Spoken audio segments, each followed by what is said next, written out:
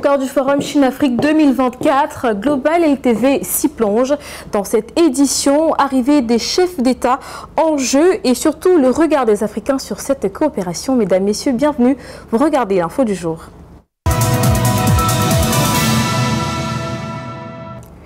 Après la 8e édition du Forum qui s'est tenue à Dakar en 2021, Pékin accueille la 9e édition du Forum Chine-Afrique. Les chefs d'État africains ayant répondu présents, c'est le cas de relever la présence de quelques-uns qui ont foulé le tarmac de l'aéroport de Pékin. Brindanon pour nous.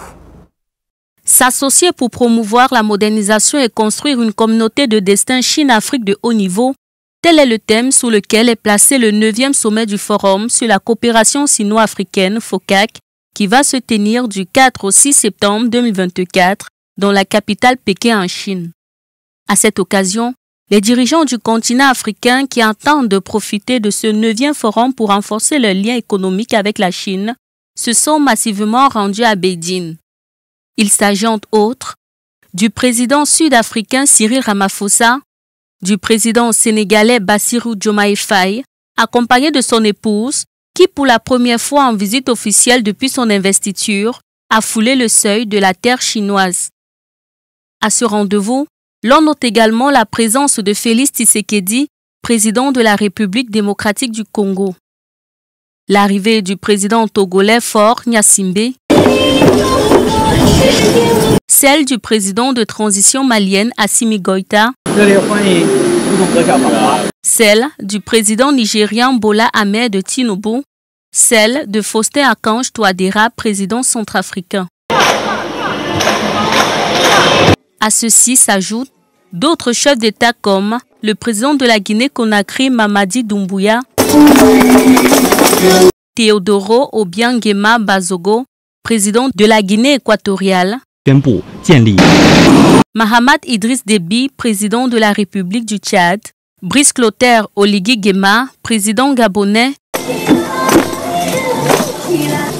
le président de la République du Cameroun, Paul Biya, sans oublier le président comorien Azali Assoumani. On note également la présence en Chine du premier ministre du Lesotho Sam Matekane, de Apollinaire Joachimson Kielem, premier ministre du Burkina Faso et bien d'autres. C'est dans un climat chaleureux assaisonné de chants et de danses traditionnelles que le président chinois Xi Jinping a reçu ses homologues. Rappelons que cet événement se tient tous les 3 ans alternativement en Chine et en Afrique.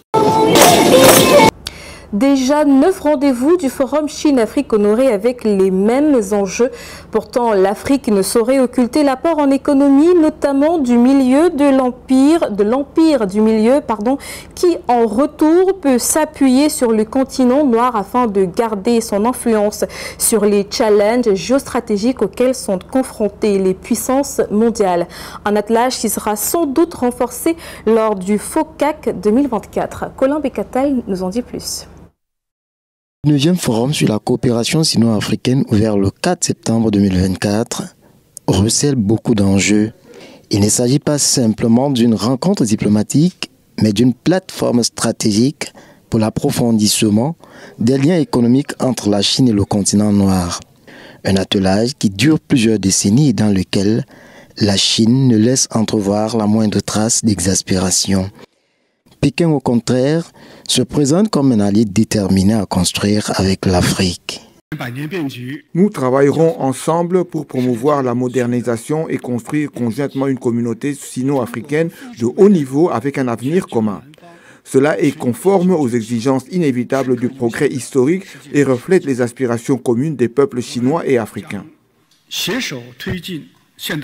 L'allégeance des chefs d'État africains à cette invitation est révélatrice de ce qu'en effet, la Chine est un partenaire privilégié de l'Afrique, tout au moins sur le plan économique, si l'on s'en tient seulement à l'investissement en somme du pays d'Asie pour le jeune continent. Et sa présence en Afrique. D'ailleurs, le président chinois a indiqué que la Chine avait un certain nombre d'axes d'intervention, que ce soit au plan politique, au plan commercial, au plan diplomatique, au plan culturel, et que les actions de la Chine seraient accompagnées par un soutien financier de 60 milliards de dollars sur 3 ans, ce qui est une somme considérable. Donc, en moyenne, 20 milliards de dollars par an pour les pays africains, c'est du jamais vu. Le FODAC offre aussi l'occasion pour l'Afrique de revendiquer la réparation des spoliations dont elle a été victime tout au cours de l'histoire. Au sujet de la nécessaire réforme de la gouvernance mondiale, nous saluons le soutien précoce et déterminant de la Chine à l'adhésion de l'Union africaine au G20. Dans cette dynamique, la réforme du Conseil de sécurité des Nations Unies demeure une priorité afin de réparer l'injustice historique faite à l'Afrique. Voilà qui place la Chine sur le devant de la scène aux côtés des puissances occidentales dans ce monde où les enjeux géostratégiques n'ont jamais été aussi importants. Dans cette coopération, aucune partie n'est laissée pour compte. Outre le soutien de l'Afrique dont elle bénéficie au sein des Nations Unies, la Chine tire son épingle du jeu dans, entre autres choses, l'exploitation de ses ressources minières. De ce que gagne la Chine en Afrique dans cette association, Joy Gong nous en donne une idée précise. Regardez. China's deepening ties with Africa have become a cornerstone of its global strategy, yielding significant economic and diplomatic benefits. The continent, rich in natural resources and boasting a rapidly growing population, has become a key partner for Beijing in its pursuit of global influence and economic expansion. On the diplomatic front, Africa's collective voting power at the United Nations General Assembly is crucial for China. By fostering strong relationships with African nations, Beijing secures critical support in international forums, bolstering its global standing. According to experts, these ties are not just about economics, but also about securing diplomatic leverage. As China has become more assertive on the global stage, that sort of support for it at places like the United Nations has become much more important. And that means Africa has become more important to China. Often countries vote at a very high rate with China, or their votes coincide, I should say, at a very high rate with China, at the UN General Assembly, on the Security Council, at the Human Rights Council, et cetera, et cetera. This is all very valuable to China. Economically, China's engagement in Africa is driven by the need for vital natural resources. Africa is home to significant deposits of minerals like lithium, copper, and cobalt, essential components for the renewable energy technologies that China has invested heavily in. The Democratic Republic of Congo, Zimbabwe, and Botswana are among the African nations where China has established a strong presence in mining these resources. Beijing's investment dollars are increasingly directed toward securing these minerals, ensuring a steady supply to fuel its burgeoning industries. These companies now dominate the supply chain for cobalt, for instance, and most of the world's cobalt is sourced from the Democratic Republic of the Congo. About 60% of the world's cobalt comes from there. So I think that has become more of the Chinese focus as far as natural resources are concerned. In addition to resource acquisition, China views Africa as a key market for its products. The country has been pushing for the export of China-made goods, particularly in the renewable energy sector, where it seeks to dominate the market. By investing in African infrastructure, China not only boosts its own economy, but also cements its influence across the continent. Pour l'Afrique, la Chine est une providence de l'agriculture à la santé, sans oublier l'économie et les infrastructures. L'Empire du Milieu ne ménage pas ses efforts pour accompagner son partenaire africain du Mali au Niger et la liste n'est pas exhaustive. Voici l'action de la Chine pour l'Afrique. Loin d'être une relation à sens unique, la Chine est considérée par beaucoup comme un partenaire d'affaires en Afrique. Nombreux sont ces pays d'Afrique qui entretiennent des relations avec la Chine. Elle participe à la construction d'infrastructures sur le continent. C'est l'exemple du siège de l'Union africaine à Addis Abeba en Éthiopie. L'immeuble, imposant de 20 étages, a été construit par la Chine à hauteur de 200 millions de dollars en 2011. Sans manquer d'évoquer la construction d'un hôpital en Angola et dans d'autres pays d'Afrique, des stades de football, d'une raffinerie de sucre et d'une plantation de canne à sucre au Mali entre autres. En économie, la Chine est l'un des plus grands acheteurs du pétrole africain, des minerais et autres matières premières, mais aussi l'un des plus grands partenaires commerciaux.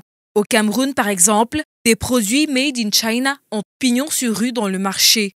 Des enseignes chinoises se multiplient, faisant ainsi concurrence aux vendeurs locaux. Les Chinois ne nous apportent rien de plus. Pourquoi? Parce que là, quand vous venez ouvrir une alimentation, vous n'êtes pas un Camerounais. Parce que là, vous vous amenez tout ce qui vient de la Chine. Le Chinois fabrique avec une technologie, avec des outils, l'assistance même souvent, la subvention de l'État, et apporte sa marchandise à un prix très bas pour venir faire concurrence à un autre entrepreneur camerounais qui lui fabrique avec une technologie rudimentaire et qui n'a pas le soutien de l'État. Je pense que nos autorités ne se rendent même pas compte du mal que cette activité-là crée pour l'économie. Pour rappel, la coopération entre la Chine et l'Afrique remonte à près de 20 ans aujourd'hui.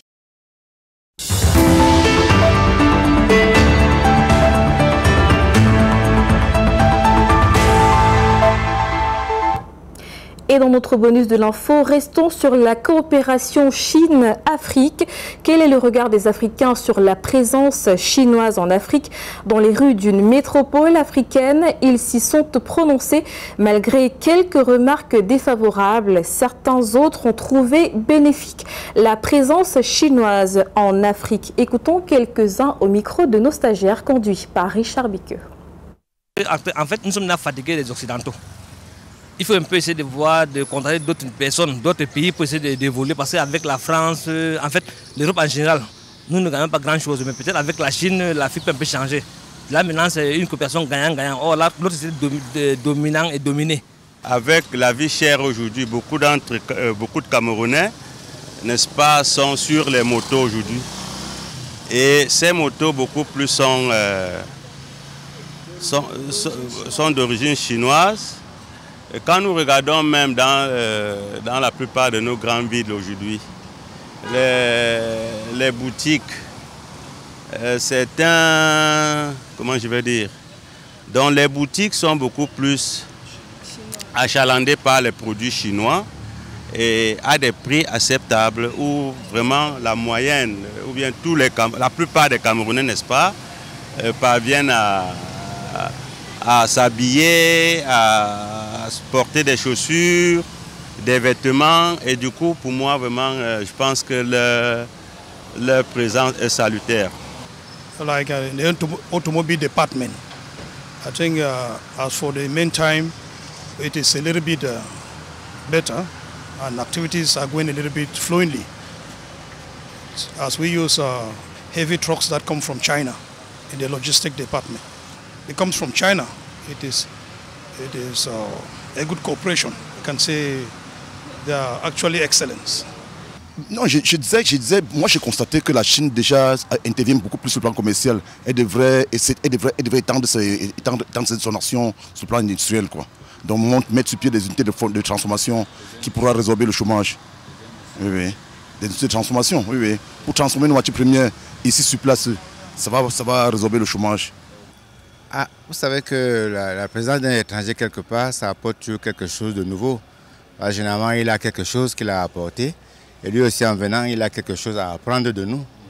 L'essentiel, c'est qu'il vienne avec des bonnes intentions. C'est lorsque les intentions ne sont pas bonnes que ça cause problème. Et sinon, que d'après ce qu'ils font, c'est une très bonne chose. C'est maintenant à nous de savoir capitaliser ce qu'ils nous apportent comme enseignement, ce qu'ils nous apportent comme une industrie, et de pouvoir travailler comme eux. Parce que déjà, en réalité, ils nous ont montré que le travail paye. Alors rien que ça, rien qu'à penser que ce que les Chinois font comme travail chez eux a permis qu'ils puissent être développés, c'est déjà un gros avantage. Les Chinois, déjà, ils vont là où il y a leur intérêt. Et ça ne sera jamais du 50-50. C'est du 80-20, c'est-à-dire 80% Chinois, 20% pour les autres. C'est ici que s'achève cette édition de l'Info du jour. Demain, Joy Gang, retrouvez Joy Gang pour The News of the Day. Et moi, je vous retrouve vendredi pour une prochaine édition de l'Info du jour. Bonsoir.